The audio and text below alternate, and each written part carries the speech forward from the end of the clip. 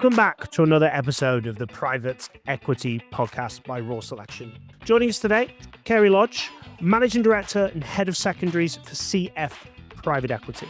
We're going to deep dive into the secondaries market, what's happened with its absolute astronomical growth, the opportunities that are coming forward for private equity in this space, and Cari's going to demonstrate her absolute passion and love for this particular space in the secondaries market. So let's dive in. Cari, if you can share a brief insight into you, please. Yeah, thank you, Alex, and thank you for having me on the Private Equity Podcast. I'm Cari Lodge. I head up secondaries at CF Private Equity. I've been investing in secondaries for 25 years. I actually came out of Columbia Business School and joined DLJ Credit Suisse right when they merged and was part of the original Strategic Partners secondary team. Back in those days, the secondary market was about $2 billion. Today, the secondary market just had a record year of $160 billion. So the market has changed dramatically. I'm part of CF Private Equity, which is part of Common Fund. Common Fund is a nonprofit at the parent level and runs three businesses, a non-for-profit educational institute, an OCIO business, and a private equity business. I sit on the CF Private Equity board. I sit on the CF Private Equity Investment Committee, and I sit on the Common Fund Asset Allocation Committee. On a personal level, I have three kids, which are now adults or young adults. My son is 21, and I have two daughters, 18 and 16.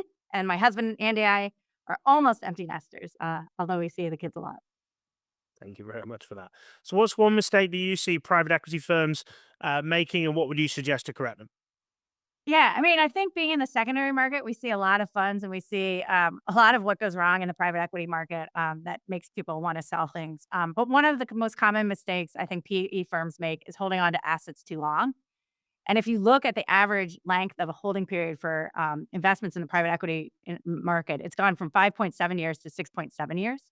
So I think, the secondary market exists because people want liquidity, and we see it all the time. It could be with companies that have gone public and they take too long to get out of the public shares, or private companies in their portfolio where they've been, maybe an unsolicited offer that's a good offer, or they run a process and they don't get exactly the price that they want, but pretty close. And they really should just take that realization. Passing on a good exit opportunity often just delays the exit. And we've seen that in the case where, we've passed on exiting something and, the ROI is the same a couple of years later. You don't know what's around the corner. So, I mean, if you take the global financial crisis, 2007, there were lots of opportunities to exit, but, people thought that companies were going to go public. And then obviously everything happened and there, it was a delay of about 2 years before we saw real exits. So I think just taking and capitalizing on exit opportunities is really, really important for private equity managers. So that's interesting, because if I think about the common perspectives of the perception of private equity, is that they are in it, they're out of it too quickly. So it's interesting to hear from your perspective of, we've seen family offices with longer term longer term holds, obviously without a fund structure. So if we just dive into that a little bit, why is it that are you seeing quite commonly there's a potential for an exit, and then 2 years later there's a similar exit around the same numbers, same return on investment, which could have been done 2 years earlier? Is that quite common from what you're seeing from what you just shared there? I would say it's common, but it is a mistake that we see in funds, right? We see a winner early in the portfolio that's really, driving returns for a fund, especially a first time fund. Yeah. And instead of locking in a good 3 times, even 3.5 times, they think they can get, another turn on the asset. Or maybe it's a 2 times return, but, locking in good early returns, investors, when they come back to market, when a fund tries to raise the next fund, they want to see DPI, right? So I think there's more of an emphasis on DPI these days than there has been even historically. I think that's why you're seeing a boom in the secondary market too. So, investors are looking for ROI, IRR, and DPI. And so I think it's important to make sure that you're factoring all three of those things in. Excellent. Thank you for that. So share with us, for those listening that haven't heard any of the other podcasts on secondaries, what secondaries is, and then if you can give us an insight as to why we've seen such astronomical growth in the private equity secondaries market. Yeah, so I think, if you look at private equity or in general, most funds are a 10-year life with 2 1-year extensions. There is over, I'd say, $800 billion of assets in funds that are over 10 years old. So while you may get exits early in a fund life, a lot of these funds stay around a lot longer than they're supposed to. Um, the other thing is that there's a need for liquidity, right? I mean, that's the basic premise of the secondary market, a need for liquidity. That could be someone joining the US government, right? And they no longer are allowed to hold certain interests, right? So it's just a fact that people are going to need liquidity. And so I think the secondary market, has moved from a $2 billion market to a $160 billion market because there is a need for liquidity. And especially in, the current environment where distributions have been scarce, or slower than they have been historically, I think you're seeing a real need for increased liquidity. So the secondary market on the LP side, we're buying into a fund that has closed. So we're buying from an original investor in the fund at some point in the fund's life and replacing them as an LP in the fund. And that's the basic premise of a LP secondary. And now you have another segment of the market, I would say a different segment of the market, which is GP-led solutions. Coming out of the fund restructurings, which we saw, after the global financial crisis, fund restructurings were funds that really weren't going to have a follow-on fund. Their carry and management fees need to be realigned for the teams that were still present. And it created a structure that has led to the GP-led solutions, the single asset, the continuation funds that you're seeing today. Those funds are also solving for those liquidity issue. And I guess there is no real rhyme or reason why a fund should be 10 years and two 1-year extensions. As you mentioned earlier, Alex, endowments and foundations have a, perpetual life, right? They have an infinite life. So, I think what the continuation funds do is they add an element of adding liquidity, allowing investors to make a decision on their own liquidity needs, as opposed to being forced to stick into a fund for a very, very long time. Secondaries offer investors, from an LP perspective, if you're buying, transactions at discounts, you're going to get a reverse J curve right out of the gate. You're going to get a shorter duration. You're going to get, most funds target, and historically, secondary returns have generated strong IRRs, strong ROIs. So, if you're just talking a generalist, private equity secondaries fund, the target returns are probably close to second quartile private equity returns with lower risk, highly diversified. So it's a really good risk return for investors, and it gives them, a shorter duration, diversification, good exposure to a range of vintage years in the private equity market. Not only am I the host of the Private Equity podcast, but I'm also the founder and managing partner of Raw Selection. Raw Selection is a private equity specialist executive search firm with two divisions, one that focuses on portfolio, C-suite executive hires, and one that focuses on private equity direct hires of the back office and investment deal professionals to the industry. Alongside the podcast, we're passionate about giving back to the industry and giving people information that they can run and utilize. One thing we do regularly every year is we run salary reports on accurate and live data of people that we've interviewed and people that have shared their information with us. So if you're looking to compare your current compensation or your compensation for your next hire in your private equity firm or portfolio company, then please check out our YouTube channel and see the playlist of salary surveys. So obviously we've seen a surge in this. Is there quite a lot of opportunities? Obviously the three mentions you had, GP led funds, continuation funds, and what regards traditional secondary, taking the LP out. Is there quite a lot of appetite then at those three levels for you guys to be involved in, or is this kind of a hard sell type perspective? Yeah, I mean, I think, right, you're getting towards the supply of the market, and I think the supply of the market just keeps getting greater and greater.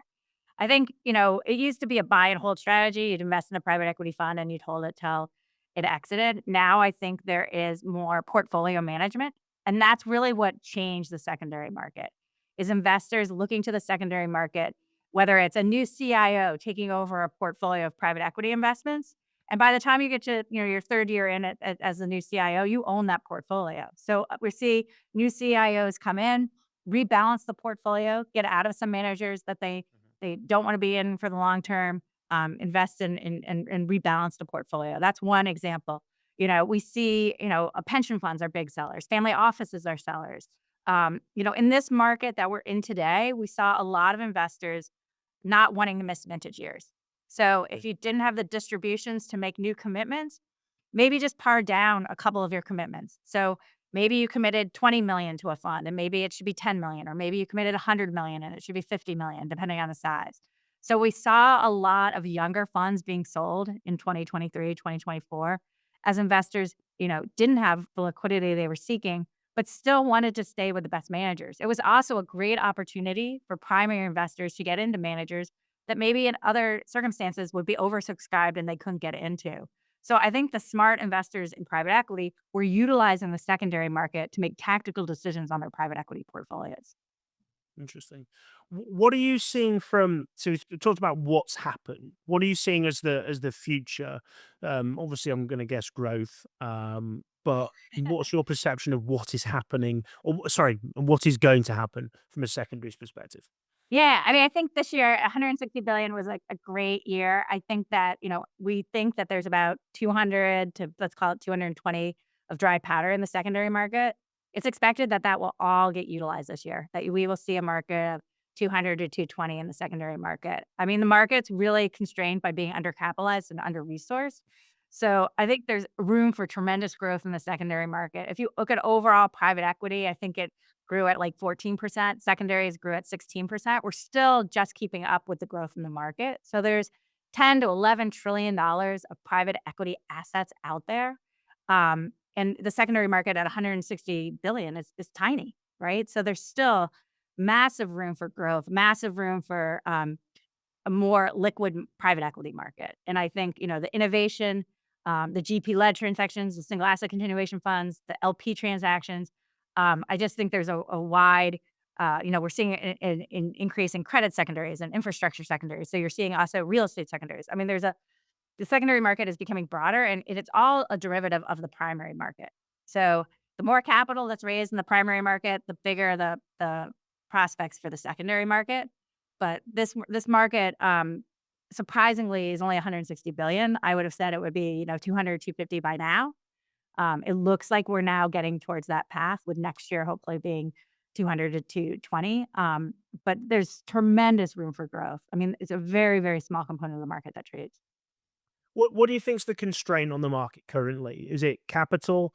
Is it awareness? Where do you see the secondary markets? What's holding it back from being at the level that you think it'll get to this year, that you think it should be already be at? Yeah, so it's capital. I mean, it's capital in terms of currency, right? Dollars, euros, whatever the currency be, funds being able to be raised. So there is a constraint on capital, but there's also a constraint on human capital, right? People in the market. Right. There's only so many law firms to process these transactions. There's only so many groups to underwrite these transactions. So I think it's a combination of currency capital and human capital.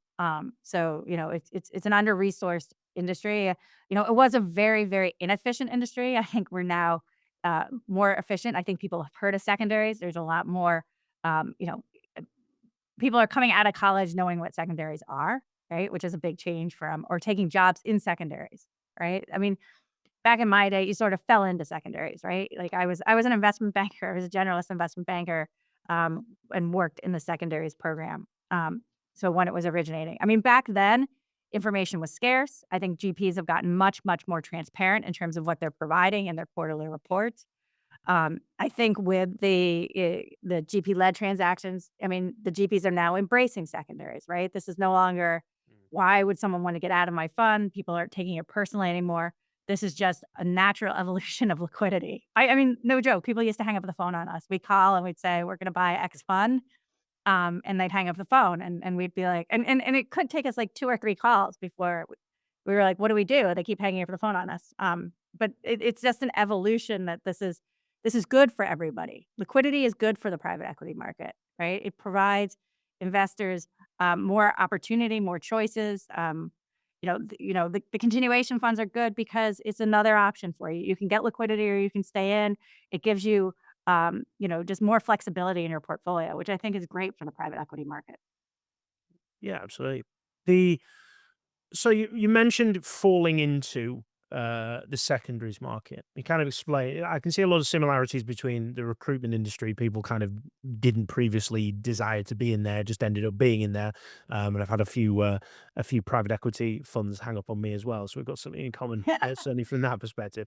But what is it that's maybe you've fallen into it, but what is it's kept you in it, and what has it made you Yeah. fall in love with the secondary Yeah. space? I mean, yeah.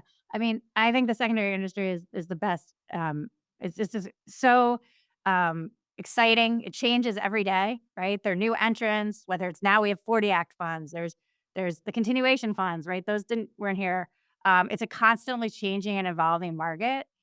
We get to see the entire private equity universe, right? So we're in, 1,200 funds. So we have all this knowledge about what people are doing in private equity.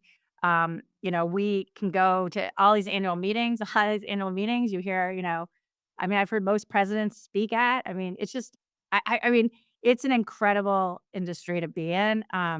I work with an incredible team of great people. We have a lot of young analysts who are just enthusiastic out of college because a lot of our underwriting is that bottoms up analysis, going through each of these portfolios, company by company, revaluing each of the companies in a portfolio.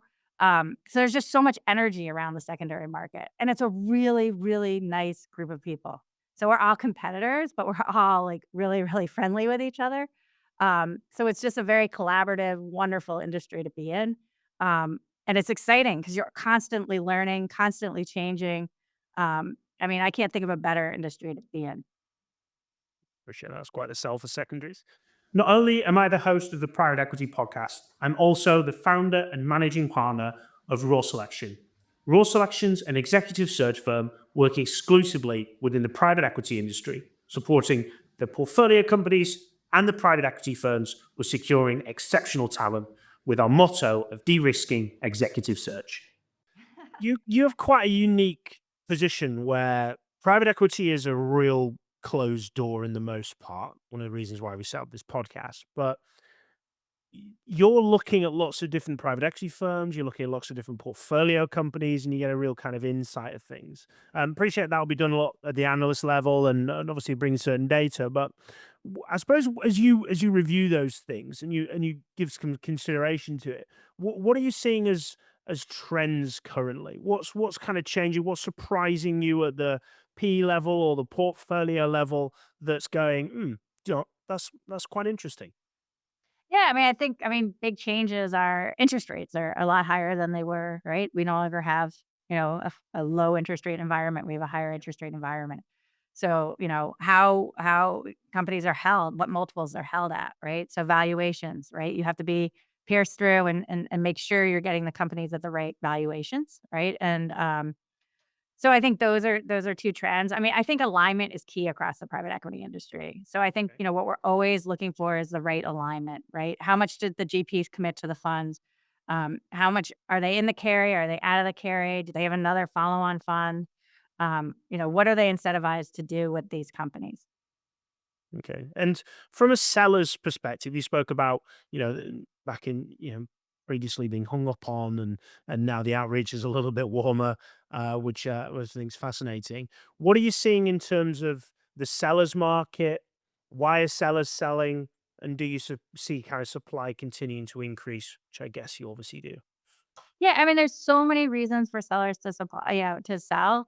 I mean, if you think about each LP, there's probably over 45,000 different funds out there, right? Different, I mean, and some of those are not that's not fund families, but individual funds, right? So each LP has a unique portfolio and they have unique needs, right? A college or an endowment may need money for a special project on campus. A new CIO may come in and want to change their portfolio. A fund of funds or a secondary fund like us, gets to the end of their life, and now you have a lot of LPs and very small NAVs across those LPs. So it makes sense to wind down those funds. And for a new secondary buyer, it's one LP investing in those funds, right? And they have a different duration. So those are all good reasons. Pension plans, sometimes, there are periods of time when they're over allocated, the denominator effect, when the public markets, dropped and the private equity portfolio became outsized. So rebalancing their portfolio. So generally it is a liquidity need, a portfolio management decision. And I think people are becoming more active in that portfolio management because the market is more robust than it was historically. Secondaries last year, I mean, it was a low distribution year. But if you look at the statistics, 2023, there was about a $750 billion of liquidity in the market. through traditional methods. The secondary market was 112 additional billion on top of that. But this year with 161 billion, there was about $900 billion of exits in the private equity market. So the secondary market is adding about 15% of liquidity to the market. So if we're adding 15 to 20% liquidity to a market, that's actually becoming significant. And that's why people are beginning to notice the secondary market, right? When we're a $2 billion market, a $10 billion market, we're sort of well below the radar, but we're no longer below the radar in the way that we used to be. And I think prudent managers and LPs are saying, wow, I can really utilize this market to really figure out what I want to do with my portfolio. Another Mystic Meg type or crystal ball type question here, but do you think that how tied to fluctuations with regards to markets is the secondary space? Because we've seen a depression in private equity over the last 2 years, and I was just looking at some certain markets. I won't say which one, but certain market which was up literally at 10% from an M&A activity for the last 2 years, which I was absolutely shocked at. Do you a bit like we try and tie accurately, to be fair, but we try and tie everything to interest rates. So private equity seeing a depression because of interest rates. Will you follow the private equity ups and downs, or will secondaries either be or become or is its own kind of beast from there? Yeah, so it's so interesting. And you talk about why secondaries is a good place to be an investor. So we really benefit from all markets. Hmm. So, you do get sellers in a market looking for liquidity, like today. So they're coming to the secondary market looking like Yep. liquidity. Um, you get markets in an up market. We're able to pay pretty good pricing because NAVs are going up and distributions are coming out, and that plays well into the secondary market. And so we do really well in up markets when everything's going great. We do well too. In down markets, we are able to continue to invest and participate and provide liquidity to the market. So it's really a good place to invest across cycles. I think that people always thought of as, a distressed play. I don't think it's ever really been a distressed play. I think it's been a need for liquidity. Now, obviously, when there is distress, people need liquidity, Yeah. right? So, but it's really, back in the early days, it was the banks selling, right? Because their financial sponsor groups had made these commitments to private equity, and then they really didn't have anything to do with like the performance wasn't really related to the performance of the team on a day-to-day basis, right? It was an investment. So they utilize the secondary market to get out of those. We're seeing, now we see, people utilizing the secondary market, as I said, for portfolio management. But I think it's a great place to invest across cycles. We're obviously not immune to cycles, right? So if 2021 was a high vintage year, it's not going to be the best vintage year for secondaries, but we're still probably doing better relative to the rest of the market. Makes sense. Thank you for that. And there's some detailed questions there, but appreciate you giving the context around it. So, what are your influences? What do you read? What do you watch? What do you listen to? Do you recommend that others check out, please? Yeah. So, I mean, I do read secondary investors, private equity analysts. Um, I read, all the news every day, on the various news outlets. I was listening to one of your other podcasts and they brought up The Economist. The Economist was one of my favorite, pretty nerdy in college, but I used to have a subscription in college to The Economist. I think it's a great publication. And then just picking up a book here and there, now I'm reading Steve Schwarzman's biography, What It Takes. It's just constantly, educating yourself, going to lots of conferences. I do attend a lot of conferences. I speak at a lot of conferences. I attend them. Always interesting to hear, my peers' perspectives, others in the industry, listening to private equity podcast, right? Everything. Just keeping yourself knowledgeable and continuously reading and learning is great. Yeah, I've read Whatever It Takes, and I think it's phenomenal as you kind of look and go, what a beast that business is now, but also how much it was on the knife edge of whether it was going to happen, and them trying to win investors, and I think it was them stood out in the side of the road getting wet and all that kind of stuff. So you get all that kind of context, and to also be to be able to see that happen in a life cycle. It's not like it was a business that was taken on from someone else. These organizations or private equity firms have been taking turns in people's life cycles, and it's not like I don't know, a GE where we've seen loads and loads of turns of that organization. But what's been built, I think, is it's kind of gives you a bit of context. You know, these are real people, and they've just built businesses, and they've been stood out in the rain and getting soaked, and trying to pitch for things on the back of fag packets type scenarios. I think it's well worth a read. Um, how does anybody reach out to you if they wish to do so, please? Yeah, LinkedIn is great. I'm on LinkedIn, so LinkedIn is a wonderful way to reach out. Perfect. Well, thank you very much for coming onto the podcast. Appreciate your insights. Appreciate your absolute passion and love for the secondaries market, and I'm glad that you found that. If not by chance with regards to your career, but absolutely admire your passion into that. But thank you very much for sharing everything you have and gives an insight into what's happening, what's happened within the secondary space. Great. Thanks, Alex, and thank you very much. Excellent. All And right. thank you very much for everybody for tuning in yet again for the Private Equity Podcast. If you haven't done so already, please do hit subscribe. You'll be notified of the next podcast that comes out every single week. But till the next time, keep smashing it. And thank you very much for listening.